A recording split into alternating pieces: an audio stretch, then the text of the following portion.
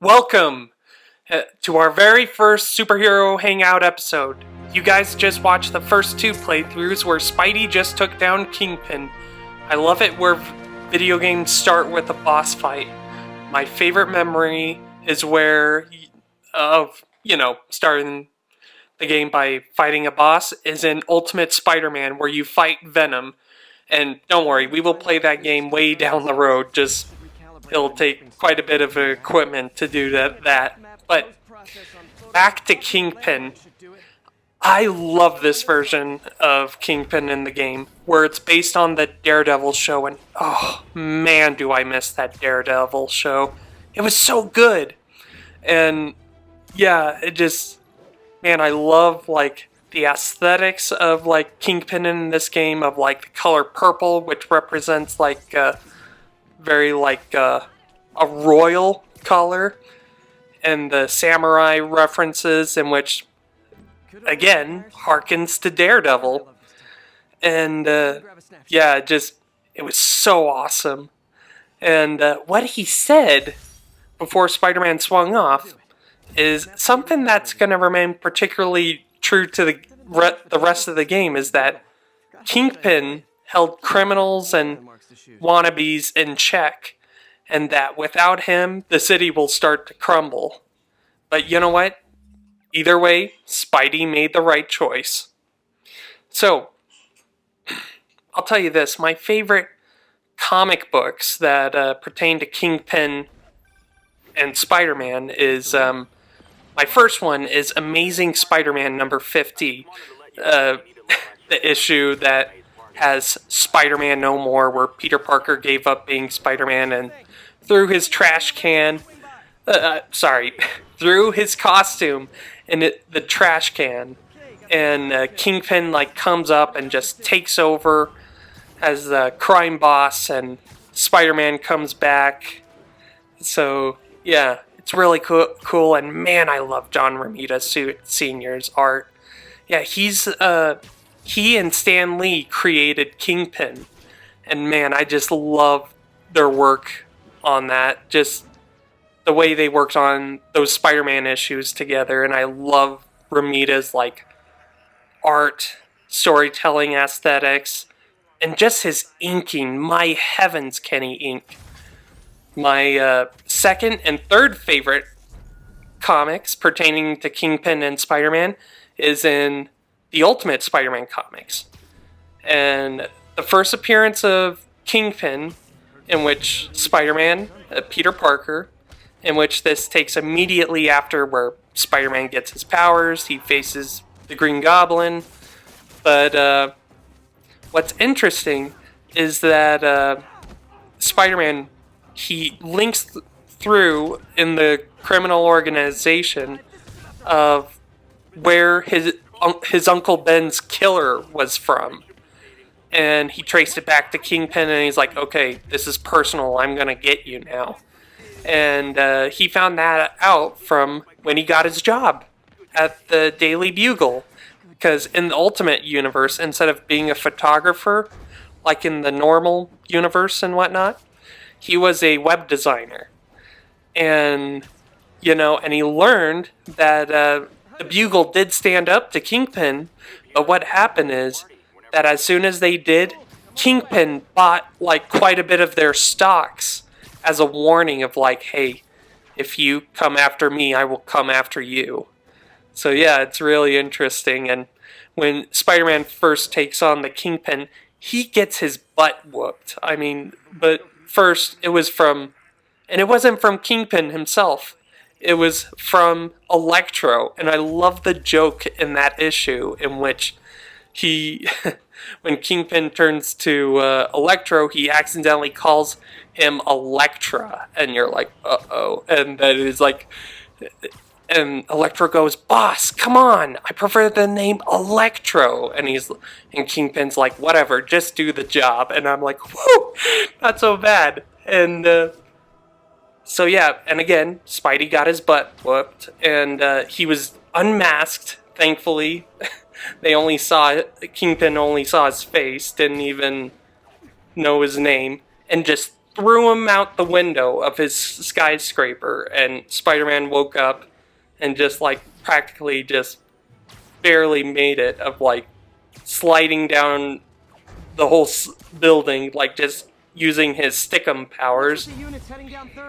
And he got back at Kingpin, where he found incriminating evidence, like huge incriminating evidence, when he broke back into the building again, stole the evidence, beat up Kingpin, took that evidence to the Daily Bugle, and Kingpin had to go away for a long time.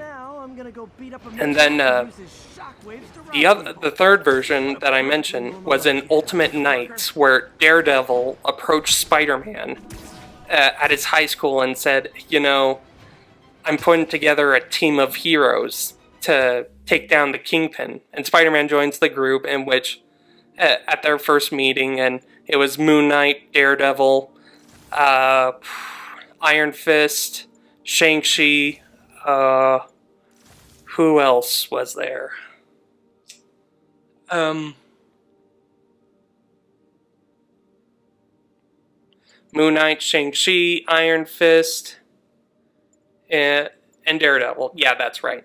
So, back to that. So, yeah, and basically Daredevil's like, this is how we're gonna take down the Kingpin. We're gonna kill him. And Spider-Man's like, whoa, whoa, whoa, whoa. We don't kill. We don't kill at all. And Daredevil says, you know, he's no different than Hitler. And Spider-Man's like, he is not Hitler. Plus, we do not kill. And how they form a plan where Moon Knight was gonna enter an audition for Kingpin to be an assassin as Ronin. And whatnot. And, like, you know, where they get close to Kingpin to, like, take him down. And it turns out that the whole plan goes bad and haywire, with Moon Knight going ahead, being the assassin and whooping Spider-Man's butt at his high school, and taking him to Kingpin without letting the group know. And also the fact that Iron Fist betrayed the group and went to Kingpin and told him everything, because he had a daughter and he was worried about her. And after everything's said and done, Daredevil goes to Kingpin's home, Fisk Tower, and like threatens to kill his wife. She's in a coma. And Spider-Man goes in to stop Daredevil from killing Kingpin's wife and says, hey, dude, I have been where you were, but where someone killed my uncle, and I had the chance to, like, kill him, but I chose not to. And no one would have known about it, but I chose to be better.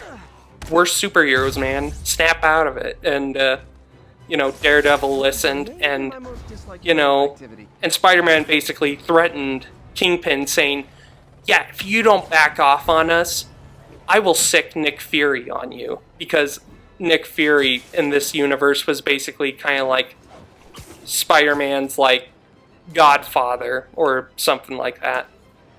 So yeah, and other favorites of mine dealing with other comics that I loved, in which it's in the current books now, where Kingpin becomes mayor of New York, and and Spider-Man is, like, offered key to the city by him, and Kingpin, like, made it look like they're buddies, in which they're not.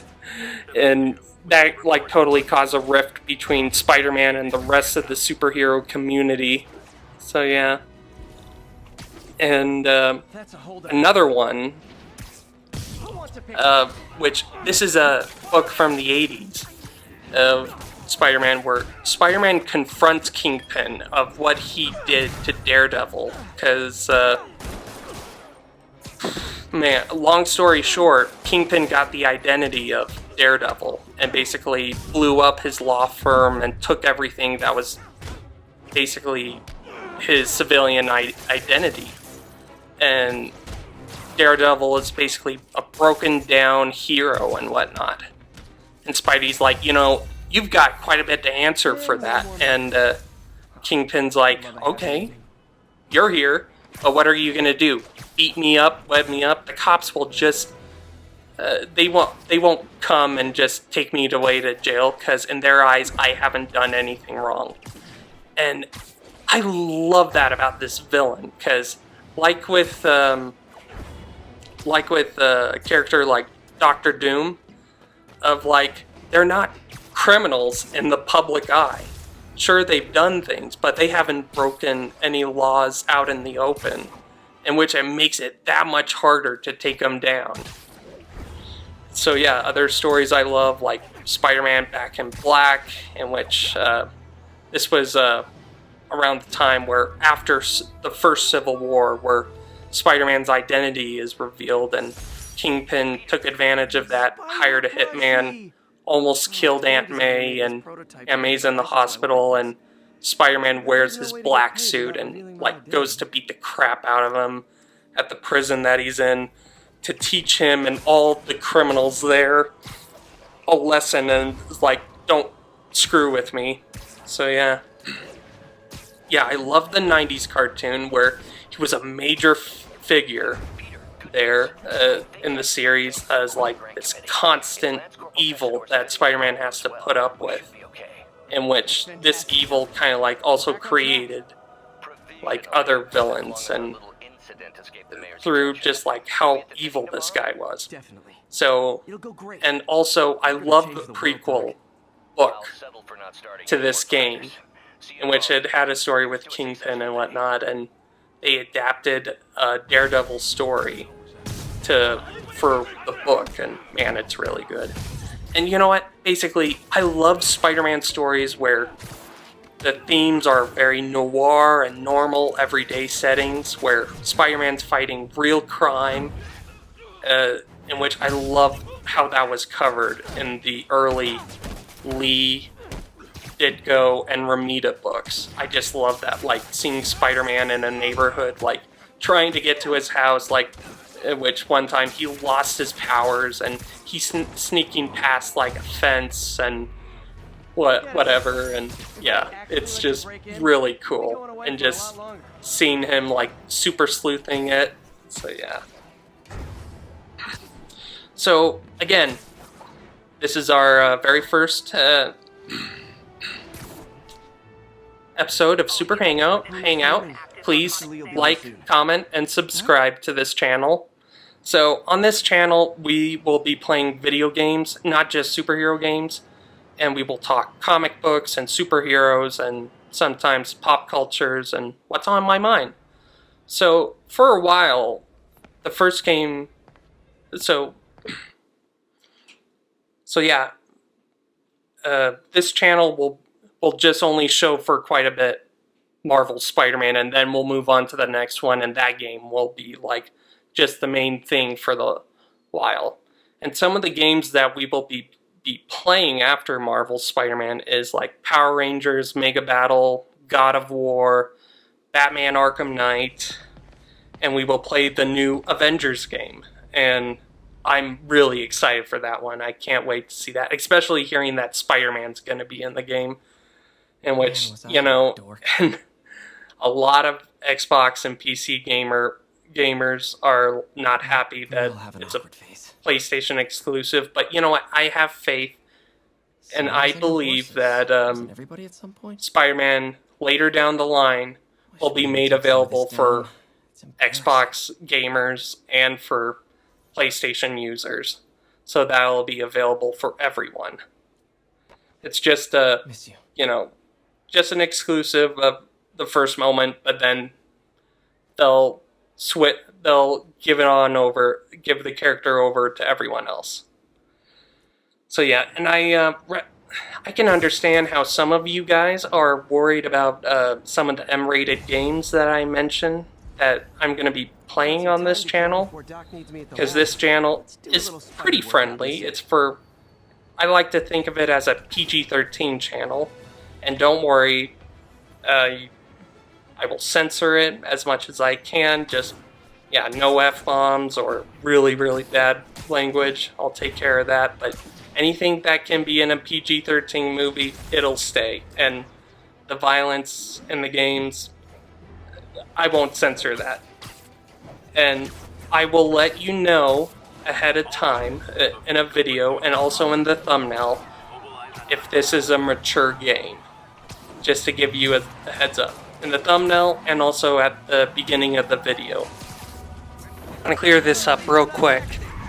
When I said about the prequel Spider-Man novel, it didn't adapt Daredevil's story. It adapted a comic book story of Daredevils, where a new character was introduced named Echo, in which she is basically this woman who was raised by Kingpin, in which she's deaf, but yet she can do all amazing things like be a boxer and play the piano and gymnastics and all kinds of stuff. And growing up, not Daredevil, sorry, Kingpin told her that it was Daredevil's fault. It was Daredevil that killed her father, but it was actually Kingpin.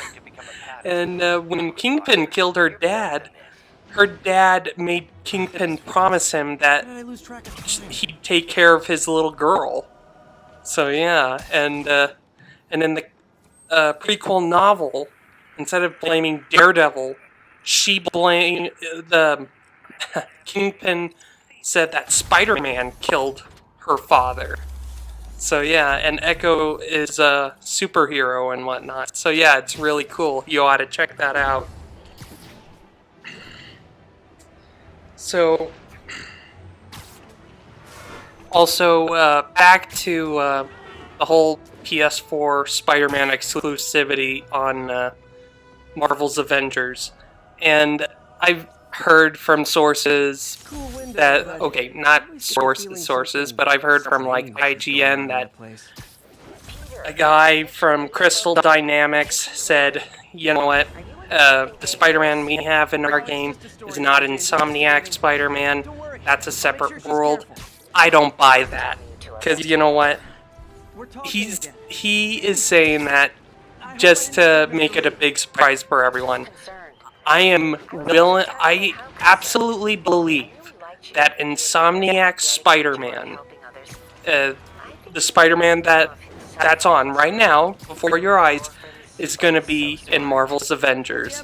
Because Marvel would not call their gaming verse the Marvel Gaming Verse. They wouldn't call it the Marvel Gamer Verse.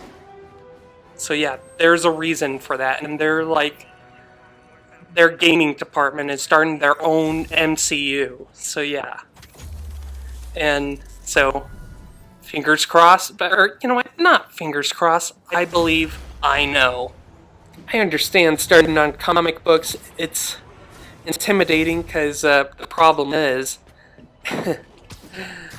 where do you find comic books? So just to start off, I do recommend this channel, in which I will leave it in the description below.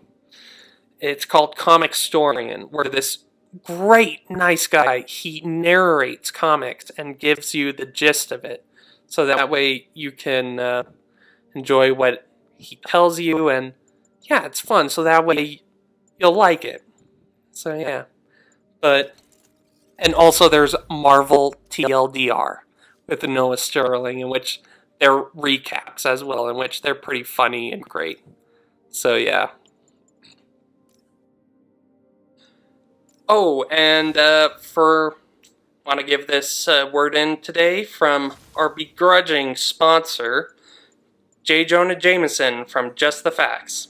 Here he is.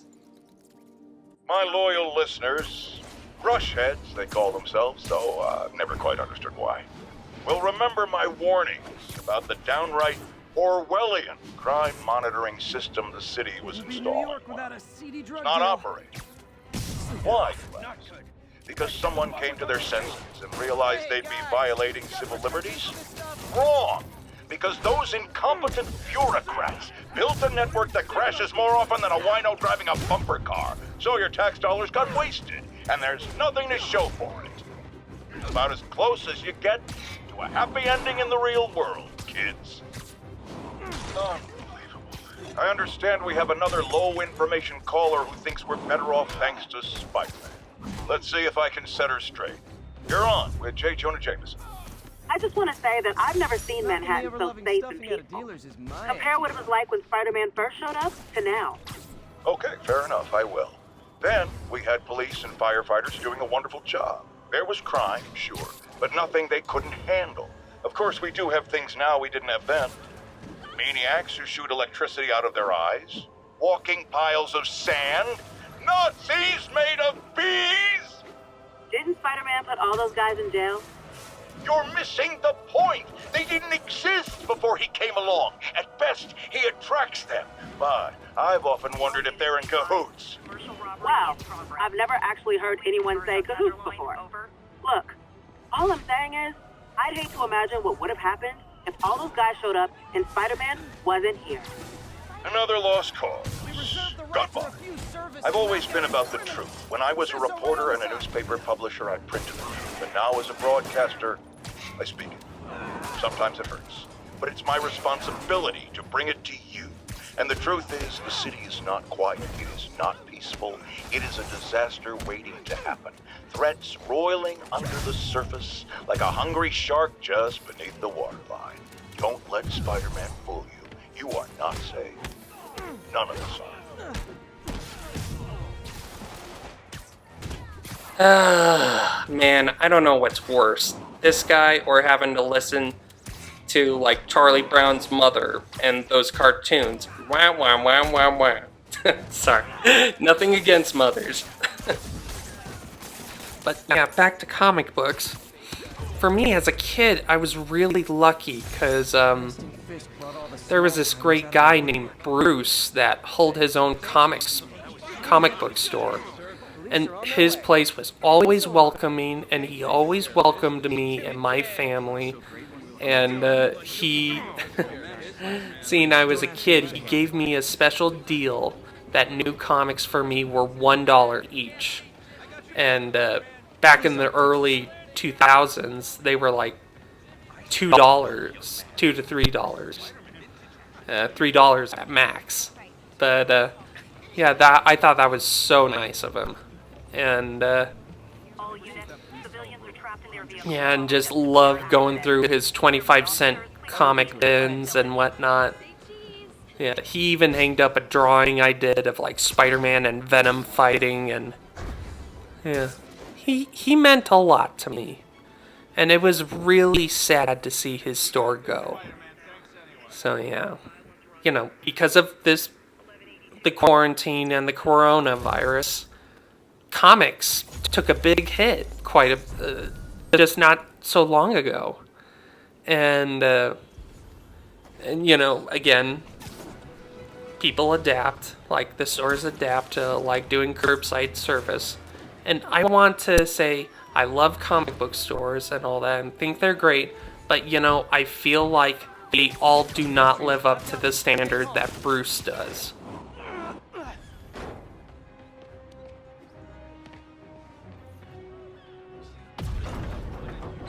Just a little more.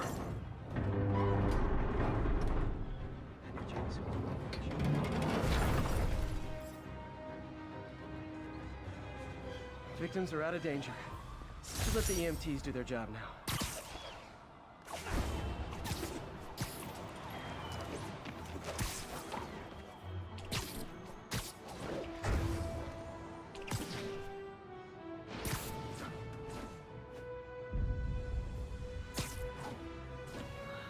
Are you kidding me? Again, Jameson?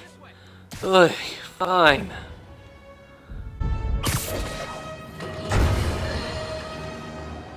And now for listener emails.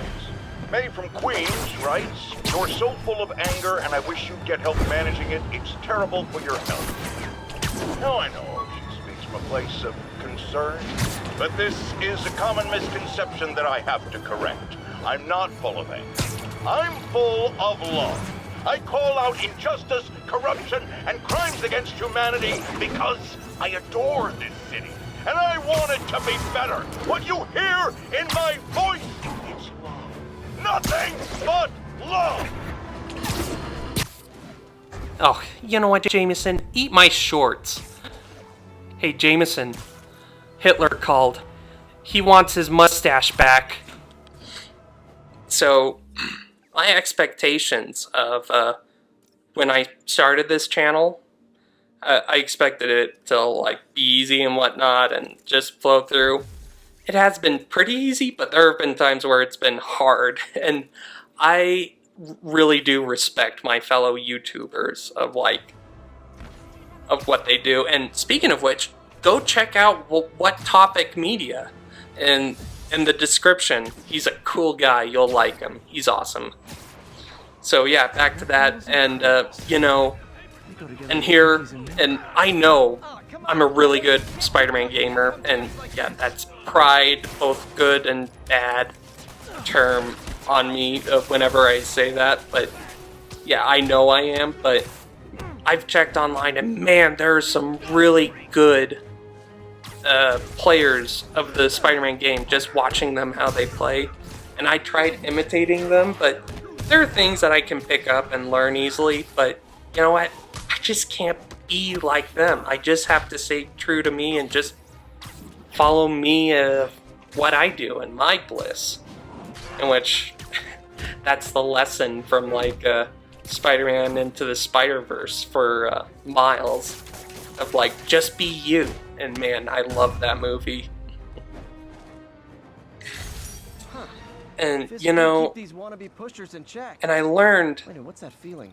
from making these videos of like, you know, you gotta have an end clip and whatnot, and just, you know, a beginning title and blah blah blah blah blah. And you know, I don't have Photoshop, but I was able to use Canva, Text to your in which it's a free web source of like using their basic stuff. And, you know, it really has helped me out. And, man, I just loved it. And, yeah. And I was really intimidated by how hard it was. And how difficult it seemed of, like, to start a YouTube channel. But once I got over my fear, I just went in there. So, yeah. My fear of heights didn't go away when I got my powers. Yeah, I really Going to the love top of the Empire State that to do all game. that. This game so much.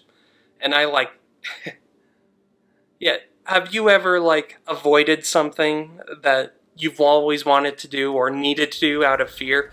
That was me. I've had like months and months of worth of videos, and you know, and I decided, you know what, it's not going to be perfect, just go and do it. So I just did it. And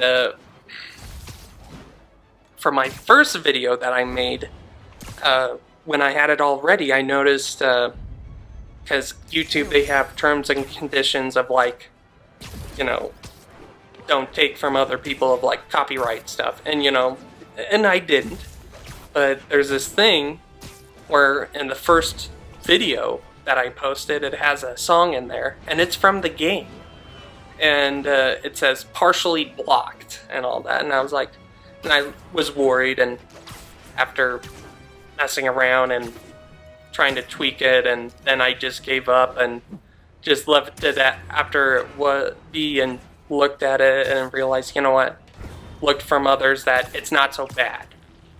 If it's partially blocked, that's not bad. It just, whatever money comes to that video, it just goes to the artist. And you know what, the artist of the song.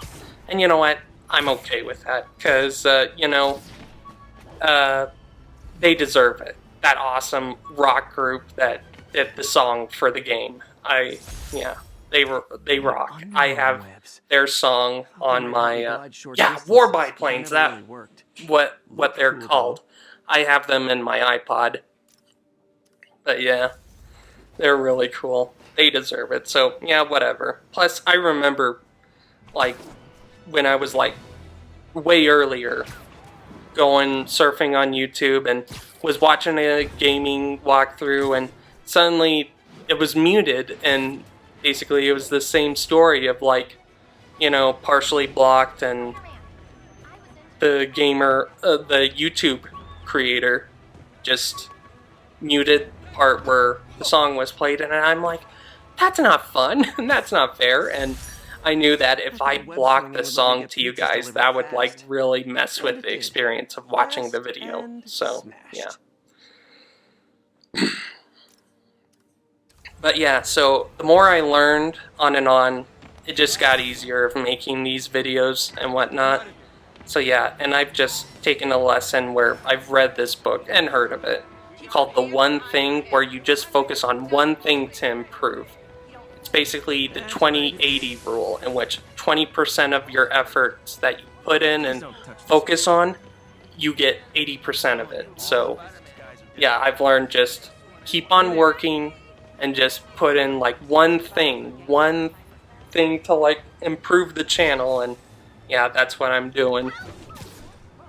And I'll tell you this, I was really satisfied and proud of me, and I'm not bragging, it just to publish my first video, because for months I have been like worried about like doing a YouTube channel, of like being judged or whatever, or being called out. But you know, just seeing it, even though it's not perfect, in which I'll explain why the channel's not perfect, but it just, to get it out there and just to see the title and my name on there, it just felt so good.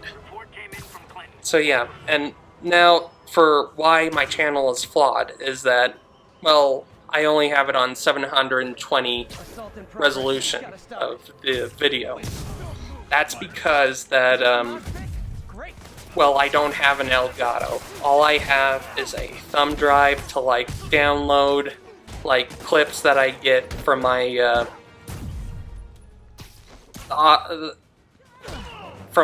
PlayStation 4, because PS4 has a thing where, man, what is it called? It's basically a recorder where you can record you playing a game on there. But you know, again, it's flawed because, you know, you don't know if you turn it on or don't know if you turn it off, and sometimes it tends to be glitchy. So I want to apologize for that in the future, and whatever games that I've played that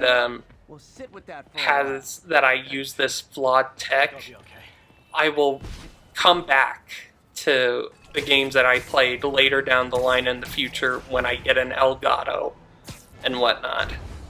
And plus, my hopes and dreams for this channel is to go beyond like PlayStation 4 games, to play PS3 games, Super Nintendo, GameCube, and DS, in which, again, that'll be way down the line. So, and basically, the lesson that I learned is work with what you got. You gotta start somewhere. You can't have all the tools and everything that people have just to be professional. Because and this isn't just a thing just for like making channels or for playing with video games, because trust me, I kind of suffered a little bit just starting the Spider-Man game all over, because I'm so used to having all the upgrades and whatnot. Yeah, which that's also a life lesson. You work with what you got, and you work your way up, and you get what you get on the way. Instead of having all this fancy stuff and having no experience with it, and you're overwhelmed and you just give up. You just, again, work with what you got, focus on one thing that you can make it better, and get that one thing when you need it, and just move on. And one of my favorite comic book creators, Brian Michael Bendis, taught me that. And he even mentioned Jack Kirby's story, one of the all-time comic book greats, in which Jack Kirby was asked by so many people of what kind of pencil he used and other tools, and Jack Kirby said, you know, people are like asking me of like what kind of stuff I use. They expect, and they're expecting it to like some kind of magic to come from them, but in which there is no magic that comes from the tools. Everything that you see comes from me. And, you know, and Bendis said, yeah, there are creators that, that he knows, in which they make their comics basically on tissue paper. It's not gonna or pay the bills, on but paper it towel sounds like it means a lot to him.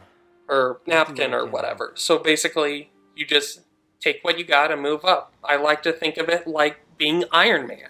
So yeah.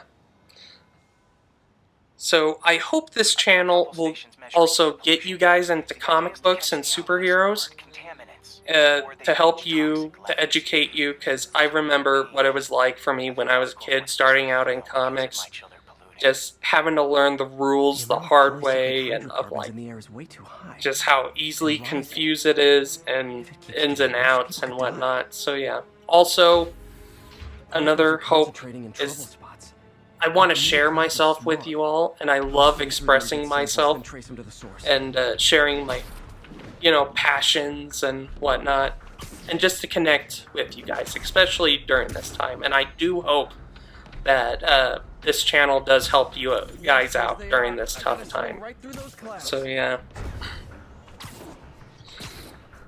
So for this game, I was so excited for this game to come out, because in order to feed that excitement, I've like basically took in whatever info was out there, from like IGN to when Game Informer had a monthly exclusive of that game, and I got their magazine, in which it has Alex Ross's Game Informer cover for the Spider-Man game, and man, it is gorgeous, and I love it. And I was just so impressed just seeing all the things that you can do in the game, just when they showed basically 3 things that you can work with, of the 3 gadgets that they showed at the time, which was web shots, impact web, and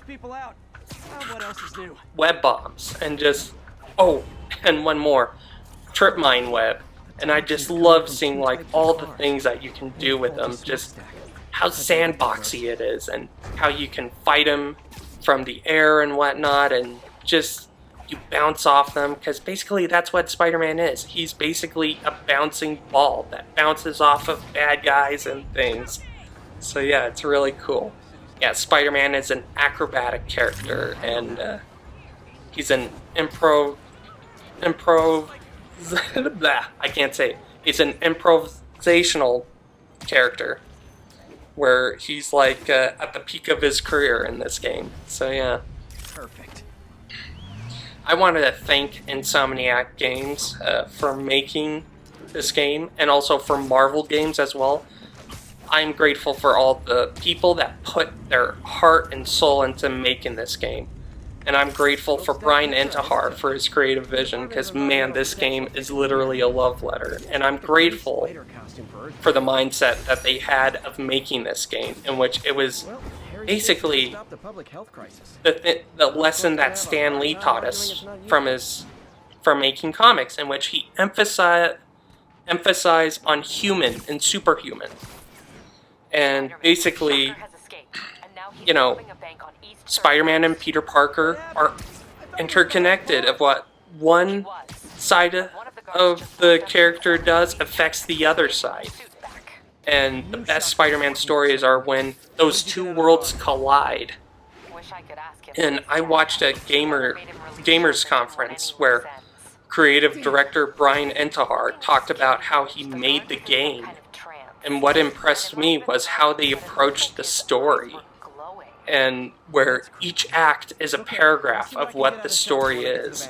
And what makes the story complex is the complex characters, with everything they've gone through, their backstory and whatnot. And yeah, that's what makes the story great, in which that's basically, the golden rule in storytelling, in which the characters are what makes the story shine, plus added human universal elements that they have to it. And I do appreciate that they didn't repeat what others have done with Spider-Man, because, it's already been done of like him in high school and whatnot. And I thought it was very clever on their part, and also this was coming from Brian Intihar's his life, where Spider-Man's the game starts out where Spider-Man's a 25-year-old, he graduates from college. He's working. He's trying to make a career for himself and doing the best he can, and just being an adult and learning to come with the fact that he's only human. He can't do everything. So yeah, and I really love that. And just the design for the suit. I know at first when I saw it, the suit from the trailer, I was a bit iffy about it, but I really loved it. I mean, it looks really good. And yeah, and just hearing of like how basically the suit is based on like human physiology, and basically the blue parts is for flexibility and the red is for padding, and the white is the one that offers the most protection and all that. And I thought that was really, really clever. So yeah, and also the white spider on the front and the white spider on the back is like a thing for the players to easily keep their eye on Spider-Man on screen. So yeah, I thought that was clever. But I do want to talk about Stan Lee. When I heard that he passed, and I know this has been a long time since he passed, it really affected me because I love Stan Lee. He meant the world to me. He wasn't just a comic book ambassador to me. He was a friend as well, even though I've never met him. Because, you know, growing up, I would love watching, like, Stan Lee's Mutants, Monsters, and Marvels, where he talks to Kevin Smith, and just watch footage of, like, where he talks about Spider-Man, and just see how friendly he is and outgoing, and and I do agree with Joe Quesada, in which Joe Quesada is the one of the big bosses and also a huge artist at Marvel, as well as a writer, in which he said Stan Lee's superpower was connecting with people and making it feel like you're his best friend, in which, you know, even though I never ever got to meet him in person, I got to see him at a con, but never got to meet him, where basically he made me feel safe, he made me feel loved, and, you know, and I loved his genius of how he applied superhero storytelling, where at the time in the 60s was where the Marvel boom happened, in which he based the characters based off like real people, real families, where basically they're just you and me trying to do their best, and basically, you know, show their flaws and how their flaws can also be their own superpower, and also how quite a bit of them got their powers from radiation. And that was during the time of the fear of the atomic age and all that. And I thought, you know, just how Stan Lee did that was just genius, of how he made the readers the hero, in which the characters represent us. And yeah, I love seeing his cameos from all the Marvel movies. Heck, even seeing them in like some of Kevin Smith's movies, to Princess Diaries 2. Seeing Stan Lee in there was just an absolute thrill for me. To me, that like made the movie to me at that age when I saw it. But yeah, Hope his plan works. yeah, Stan Lee really has done a lot of like where he's created so much and done so much for us. And you know, it's just hard to imagine a world without him. But you know what?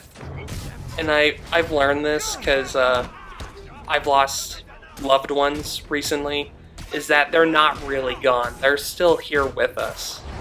We just can't see them, but we can feel them. So yeah. You know, I'll tell you this. I want to tell you a neat story. My nephew, let's just call him Nathan. He is a sweet... Okay, sorry. His name is Aiden. I'll give you his first name, not his last. But, there was this time that, that the Spider-Man Into the Spider-Verse movie came out. And, my nephew, his birthday was on December 15th. So, as a birthday present, part of his birthday presents, I took him to go see the Spider-Man movie. And it was his first Spider-Man movie. And honestly, I felt like that is a sacred moment for a kid, personally, for me. Because I know If anyone finds out she's helping me, she'll how special it is to watch your very own first superhero movie, but more importantly, your first Spider-Man movie. Because when I first saw Tobey Maguire and Sam Raimi's Spider-Man as a kid at the age of 8, it blew my mind. And Spider-Man like meant so much to me and taught me so much, and it just introduced me to a world where that reflects our own, where anything's possible. So yeah, and I was so excited to take Aiden, and I'll tell you this, his siblings were not so happy that they couldn't go, because I just promised for his birthday that it'd just be him. And honestly, I can relate to the fact that sometimes you just want to be by yourself and enjoy moments, just have alone time. Yeah, I'm not antisocial, and neither is he, but I get it. And I will tell you this, when he saw the movie, he was so excited and so happy. And just to look in his eyes at that during parts of the movie, just that childlike wonder. And when Miles finally became Spider-Man, where he donned his black and red outfit, he just got up and he's like, yeah, Miles! It was so neat. And he never forgot it, and he forgot that experience, and he thanked me so much, and afterwards I took him for ice cream. So yeah, it was really neat. And another time where I took him, brought him to my house, just randomly one Sunday, came to his house, and his sister was like, what are you doing here? And I'm like, I'm here to take your brother. And she's like, what? And he was so excited, and she's like, why can't we come? And it's like, sorry, sweetie, I promised your brother this. And I took him to my house, I filled him up with sugar, we played Spider-Man games, and we watched Spider-Man show, and he says, I love you, Uncle Andrew, and yeah, that meant the world to me. I love him and all of his siblings equally. So yeah, and it's really neat. It really is. And I'll never forget his first birthday, in which he was a Spider-Man fan, and I got him to become a Spider-Man fan, heck, even when he was born. His first birthday, I got him a Batman Funko and a, what's it called? A Spider-Man toy that's as tall as a ruler stick. And when he opens it, the Spider-Man toy falls out. He doesn't even notice. And he looks at the Batman toy and he's like, whatever. And he looks around and he's like, is that it? And I'm like, buddy, you missed this. And when he saw Spider-Man, his eyes went just wide. And he went like, and he was so excited. It was great. He literally went crazy. Yeah, I love him. I want to talk about what Spider-Man meant to me as a kid. I loved Spider-Man all the way when I was a little kid. Spider-Man felt like he was me, like every man, and it felt like when I saw Spider-Man anywhere or read a story or whatever, I always felt like I could see myself in that superhero. And again, the genius of Stan Lee of coming up with that concept, in which when he came up with Spider-Man, his editor, in which it was his cousin Martin Lieber, said, Stan, people hate spiders, and plus, teenagers are sidekicks, they're not heroes. And Stan broke the mold, and hence we have Spider-Man, and if there was no Spider-Man, I'd argue there'd be no Harry Potter, there'd be no any other teenage hero like Miss Marvel, Miles, and whatnot. But yeah, and so yeah, and Spider-Man also, to me, represent he's great and he's awesome, but he still makes mistakes and he's still learning, and that's okay. You can always do your best, and it's never the end of the world. Hence, I always loved his sunny attitude and disposition and banter. And there was a time when around the time when the first Spider-Man movie came out with Sam Raimi, again, as I mentioned earlier, my grandfather passed away. And it really hurt me deep down because I really loved him so much.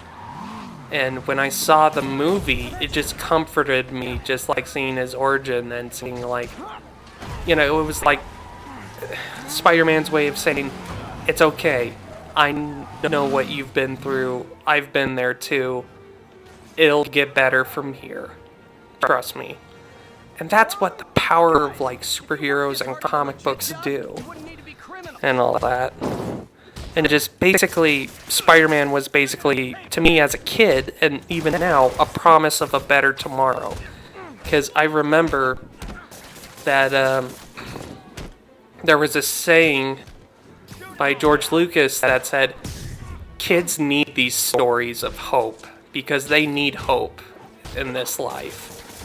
They need to believe that everything will be okay and it'll be alright. And you know what? I couldn't agree more. And, yeah. Also, why I loved comic books as a kid is that, this is just me. I'm a kid from the late 90s and early 2000s that comic books to me was basically TV and cartoons, just not on TV at first. Where basically I get to read and I get to read somewhat, but I still get to have fun doing the things that I love. Because it was a way of not getting in trouble for watching too much TV or cartoons. But, yeah, and as a kid, I did struggle a lot. With Peter Parker, I had problems of getting bullied, and unlike Peter Parker, I had a real problem in my education, and just I'll set my earpiece to focus on muffled voices. For quite a long time, quite a while, 1 or 2 years, I didn't do well at school. And I like to think it was Spider-Man that is seeing how I saw myself in him and how he was a genius, and it's if he can be that smart and cool, I can be too, and I did better. But yeah, but I had a problem of reading books, thick books, because what us adults read now, because in second grade, it was really required, especially for the stupid thing called AR test, in which you have to take a test of what you read, in which, in my opinion, that took all the fun out of books, and that's just stupid. And yeah, hence one of the reasons why I didn't like school at first. Yeah, but yeah, and I remember as a kid that I get made fun of for not being able to read a book, real thick book, because, again, I struggled. But with comic books, I felt safe. I was in another world. I was away from all my problems. And yet, was shown that I'm a lot stronger and more special than other people think, and even more than I think of myself.